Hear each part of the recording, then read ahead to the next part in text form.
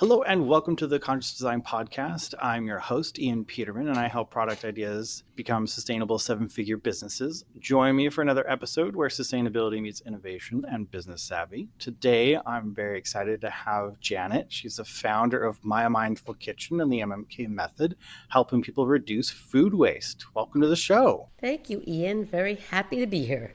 Yeah, so food waste is a big thing to tackle, and you probably more than most people know with everything you've done in the food industry.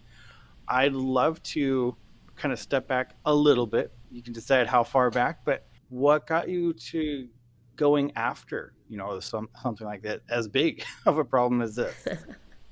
I actually think it started, you said don't go back too far, but it actually started in second grade, okay? All right, well, let's do it. No, that's when I first became environmentally conscious. It was my second grade teacher who, started talking about leaving the planet as we found it. And it always stuck in my head. I've always loved the outdoors and the environment. And then life goes on. And I will credit my mom too, because she used to be really into fresh ingredients and going to farm markets and all that also. So I had that too. But now, fast forward, I owned and operated restaurants for years and years, always been in the food business. When I finally got out of the restaurant business, I was like, okay, now I have time to do what I want to do, go volunteer some time. And I landed up, of course, wanting to go something that was food related. First, yeah, right? It's your area. It's my area. So first I worked at Meals on Wheels locally and helped prepare food and whatnot. And then I landed up moving and I landed up going to a local, it was called the Lunchbox, but it was basically a soup kitchen, one of the biggest in our areas. And I walked in there and said to the director, I would love to help out, but I do not want to cook. Is there something else I can do because I have the restaurant back, help get things more organized for you? Something I can do that's more meaningful. And Right. It was doing that I saw how much food was coming into the pantry and how people were food insecure, and meanwhile habits were so wasteful. And it just started turning then and there that I was like, wow, how does this all come together? When I first started learning about a circular food system and just getting more aware of my habits. And so a few years back, I started a website called Hudson Valley Eats, which first became to highlight food entrepreneurs and restaurant owners throughout the Hudson Valley, because that's my background. I owned and operated restaurants for years. I wanted to go meet the restaurant owners and give them exposure that they might not already have had. It's hard to get exposure in the restaurant business. And yeah. And I did that for the love of just loving to eat and loving to go meet restaurant owners and just give them the exposure. And so it was after 3 years or so of that, doing that website, and of course right before COVID, I said, why am I doing this? What's the real meaning for this website about food? And then I realized that I could use it as a platform to make sure everyone eats in the Hudson Valley. And that's when I decided to turn the website into more of a website that highlighted sustainability. And then, as I said, COVID hit. And so I was actually going to do this dining club to raise money for all these nonprofits that were like the Lunchbox that helped the food insecure. And once again, when COVID hit, dining club does not really work. Yep.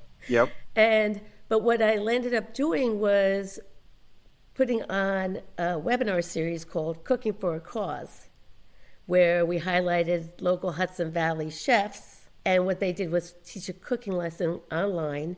People paid for it, and the money that we raised went to these various nonprofits. So it was a wonderful thing.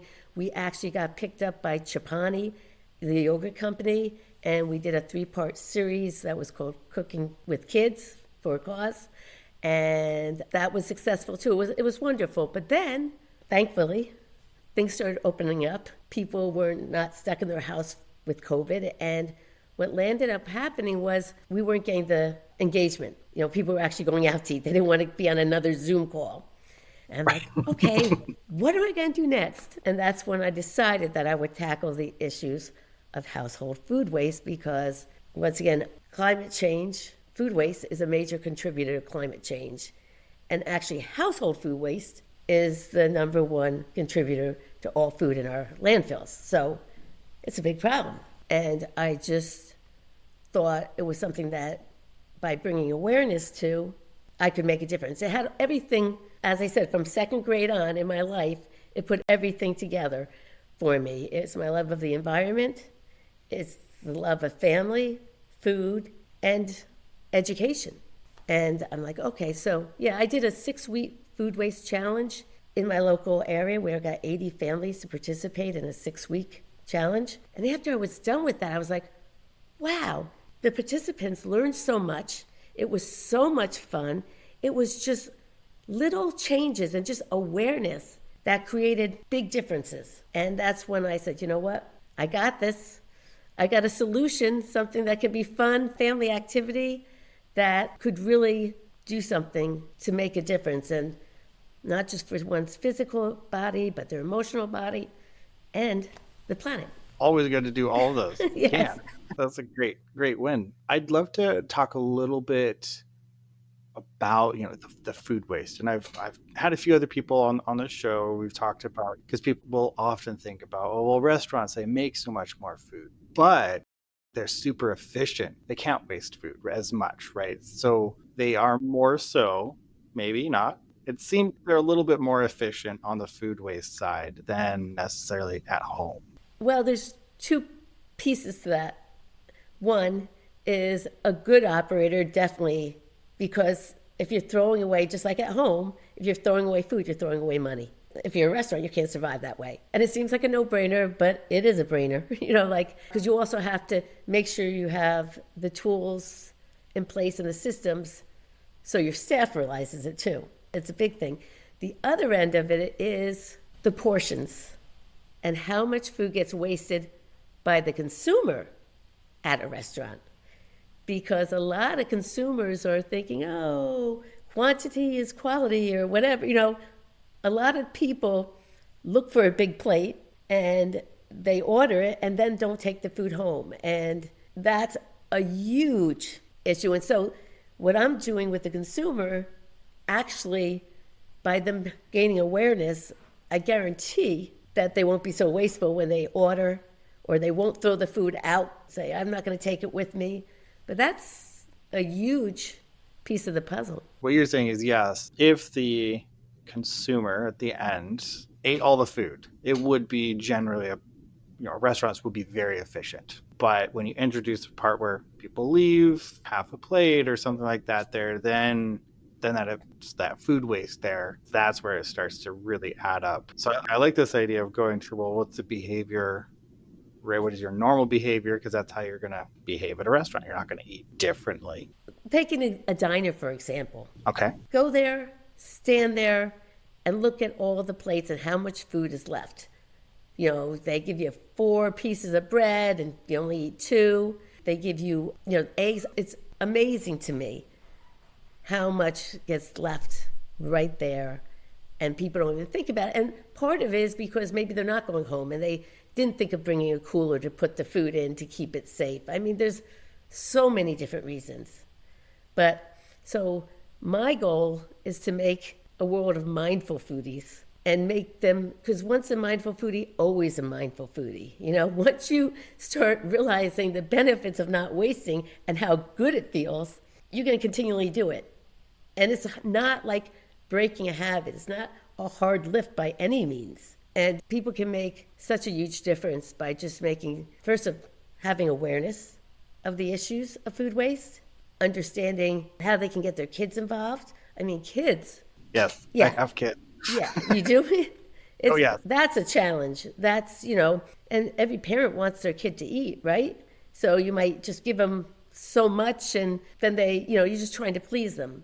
And I think I mentioned I'm an instructor at the Culinary Institute of America in Hyde Park.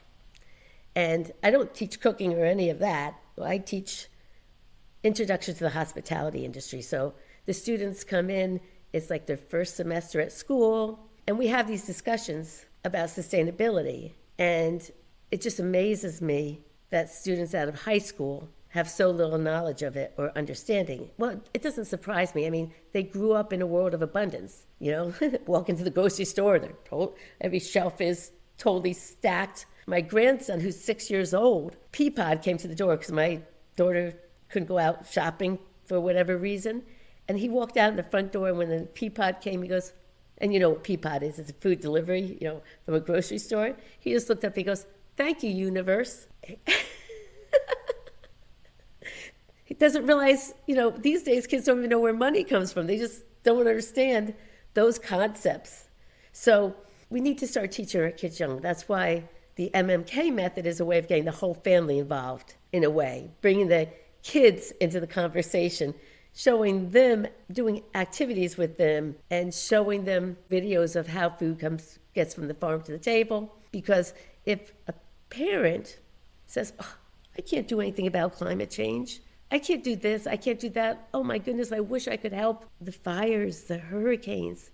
I mean, we're all feeling the stress of it, and you feel helpless. But everyone has the ability to do something in their own homes. You don't have to wait for policies to be passed. They don't have to wait for infrastructure to be in place.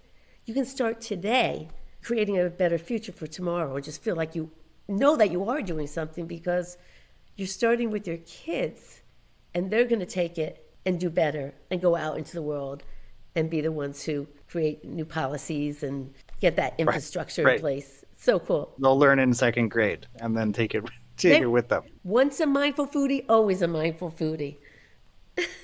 I love it. I'm curious. So when you did that pilot with the 80 families, I guess what were the biggest areas? Because there's all kinds of like food waste, all kinds of ways you can waste food, right? But it was portion sizes. Because I'm kind of curious if that's like a more, because people talk about American portion sizes are always much bigger compared to like European portion size. So I'm curious, like if you have like an order of like the biggest contributor. Well, and this is why, a great question. I find it's more organization and not knowing what they have and what they don't have. So overbuying is a big one, and proper storage of food.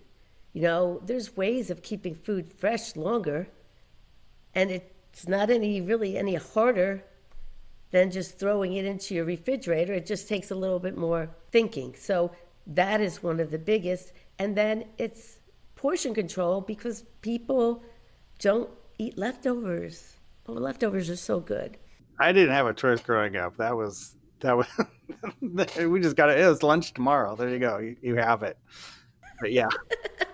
But I love leftovers. And once again, so food waste is caused at home by not enough time, right? Busy schedules, lack of planning, not knowing how to store food properly, planning ahead for what your meals are. So you buy what you need and not buying too much. And yeah, so those are all contribute. That's the crazy thing. It's just little things that you can do that make such a big difference. And people will say, "Oh, I don't have time to plan." Yes, you do, because that 1 hour of planning is going to give you 3-4 extra hours in your week. And I hate to use the word habits because, you don't want to break habits. Once again, being a mindful foodie is not about being perfect. It's not about feeling obligated. It's about doing what feels good to you. And this is a weird example, but I just put it up on an Instagram post yesterday, is what do a pair of socks and 3-week-old broccoli have in common? They're always forgotten. No, it's the good feeling you get. When you're doing laundry and you get to the bottom of your laundry basket and there's no mismatched socks. Everyone has, a match. So you're like, whoa, that's a joyful feeling. For some reason, that just makes you feel good.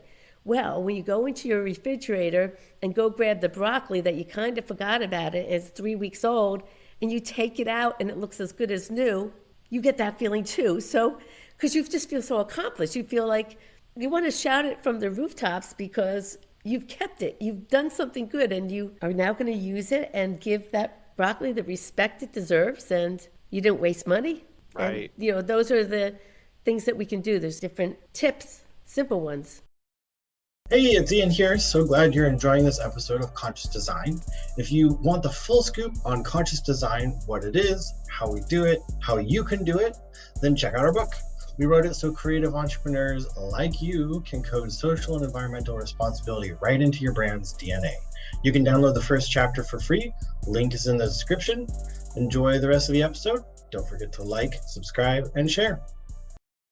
Imagine on the, you talked about the price side of things, right? I would imagine if you're planning, you're not wasting, your cost of food is going to go down pretty significantly then do this for 10 years, 18, have a kid, 18 years of, of food. Well, yes. And, so my promise, if like the average family of four could save over $4,000 a year in groceries. Okay. And with inflation right now, that's a huge thing.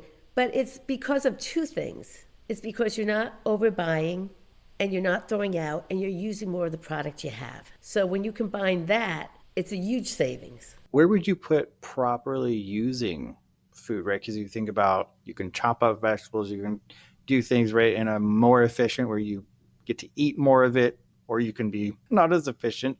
Is that kind of, where does that sit on impacts that you've seen? Oh, huge, because people don't realize how creative and how much fun it is to create meals out of what you already have in the refrigerator. And, we go into that MMK method, but simply anyone could, you see things that are kind of going bad, or that they've seen better days, and you take them all out, you put them to the front of your refrigerator, then Google. Usually, Google, I have this, this, and this. What can I make? Sauteing is amazing because you can always just tweak it. It could be, you could take leftovers and make them into Italian, Mexican, anything that you want. You can just tweak it a little bit, to make it an exciting dish. And not leftovers, it's what we call it, bonus meals. Bonus meal. I like that. But it's true. And I have people who went through the course, or they're just with me all the time. They're in my circle of friends, and they're always calling me and telling me, you wouldn't believe what I did. We went out to dinner a couple of nights ago. We took the bread home with us. She goes, I made breadcrumbs and I just had chicken parmesan and it was excellent. And once again, that's a win. That feels good. It tasted good. It's just being creative, and we give tips on how to do that. And the other thing is, when you get the kids involved, it's a great thing for the parents because, did you say you have kids? I do. How yes. They range from a year old to almost 17 now. Oh, okay. Did you ever take them grocery shopping and they're like, I want this, I want that? Always. Always, yeah. So when kids become more aware of what it takes to get the food from the farm to the table, they get more knowledge about, what it costs and that other people aren't so lucky and all those things. It's much easier to have a conversation in the store with them about, no, let's not get that this time. Let's use up what we have and then we'll do it next time. It's more understandable. It's just kids need to know why, and once they do, watch out because they'll police you. Yeah, we can't get that. That's not on the list. That's not part. Yeah, no. What are you doing? And also, bringing, I think, because everyone's so rushed these days, that kids rarely spend time in the food making or planning process. But right. Getting them involved is going to take pressure off of you as a parent, first of all, because they're doing stuff, maybe not exactly the way you want it. That's a little bit of a challenge. But you can be patient. But, those cutting of vegetables can also lead to loading the dishwasher and unloading the dishwasher. The other thing about getting kids involved, and what I found as I was creating the MMK method, was that there's not one value that I believe everyone is innately born with that you can't align with food. So it's a great way to bring conversation into the kitchen, use the kitchen as a classroom, and teach values on money, healthy eating, giving back, not wasting, gratitude, appreciation, and protecting the planet.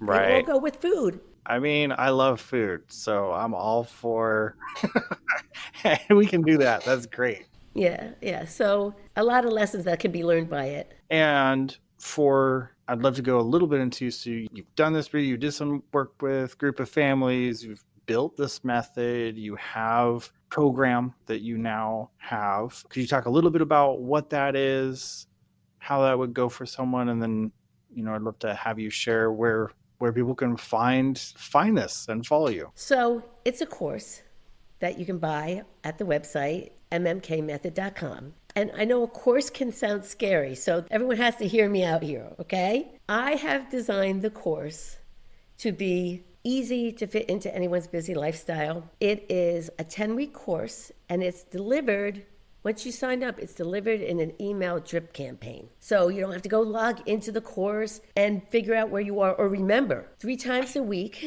for 10 weeks, first thing in the morning, you're gonna get an email. And the email is gonna say what the lesson is and have a link to Margot, who is your guide to teaching you of how to reduce your food waste. And she talks, it's between a 2 and 6 minute video about the topic. Now, you can just watch the video and guarantee you're gonna start thinking differently about food right away. But most lessons also come with some sort of resource, such as videos for the kids to get them engaged, activities to do as a family, conversation starters, different tracking methods and stuff like that. So those are the additional, and they're easy to follow. And the great thing about the course is, as I said, just watching the video, 2 to 6 minutes is easy enough. You can't go forward. I don't want to overwhelm anyone. This should be a fun thing. I think once you meet Margot, you're going to love her. She's very natural. She's you and me. She's someone who has a sense of humor and brings real life to it. She has 2 children of her own, and so she talks from experience. She's a personal chef. She's got it all. She's a wellness coach.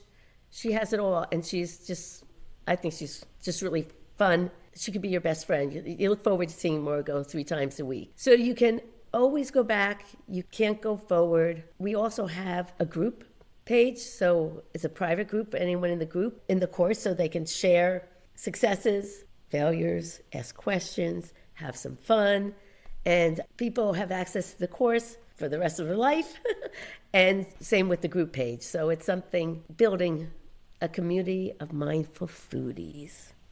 Woohoo! I love the idea. I think it's something that if you don't learn it, you'll never be able to do it kind of thing. And so it's great that you have this opportunity for people that want to be more mindful about their food and be, even just from a financial standpoint, if you, like you were saying, it's family of 4 a year, that adds up quite quickly. Right. And you don't want to sacrifice what you're, right? You don't want to sacrifice what you're buying. So this is a way of not to sacrifice, because you're going to save the money. You can still go for the quality if you want, but you're using it more efficiently, which is... And you feel good because it's better for the environment. You're saving money. It's a good check multiple boxes off. Just to be honest with you, like I mentioned, I did the food waste challenge with 80 families in my local community.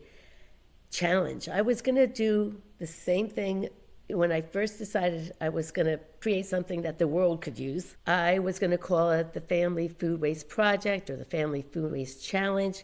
And then I said, nobody needs another challenge and nobody needs another project. And I am into mindfulness. I follow some gurus. It just makes me feel good inside. Once again, it's just like the method I created. It's not about obligation or feeling perfect. It's just bringing more joy into your life through mindfulness. And that's when I decided to redesign it, call it My Mindful Kitchen, to bring that element into it and make it something so about positivity. And we carefully created the course so we stay away from negative news headlines or make people feel bad. Yeah, but on the other hand, what I was going to say in addition to that, when I first was going to do this, the project, I was really not marketing it for the reasons I was doing it, which was for environmental reasons. And now, because I don't think people really wanted to hear it or weren't really realizing it. Once again, that was 2 years ago. But in light of the natural disasters that have happened recently, I think people are getting a wake-up call. Wait, we need to do something. And if I could be a part of the solution in a mindful way, in a positive way, in a way that attracts more positivity, let's do it. Let's do it. I think this is a great thing because it's not a huge, massive habit change. You don't have to go buy a new car. You don't have to install solar. Like if you can install solar, you should. But this is like easy. This is the easy level of some change you can make that saves you money. You can do with your kids, right? I think there's so many benefits to that, which is amazing. And I think it's great that you're doing this and this is available for people that want to learn more, right? It's something, if you didn't learn it in high school, if you didn't learn it when you were a kid, but you're interested, you got to find someone who can show you these things. And Yeah, and it's not overwhelming. That's the thing, is people are often say, how do I do something good? How do I start? If you just do this one thing, you do not realize how many people you're affecting, because you're showing respect to all the natural resources, but all the human resources it takes too. It feels good when you know that you can have a positive effect on life going forward, right? It does. On that, for people that want to find you, I know you already said the website.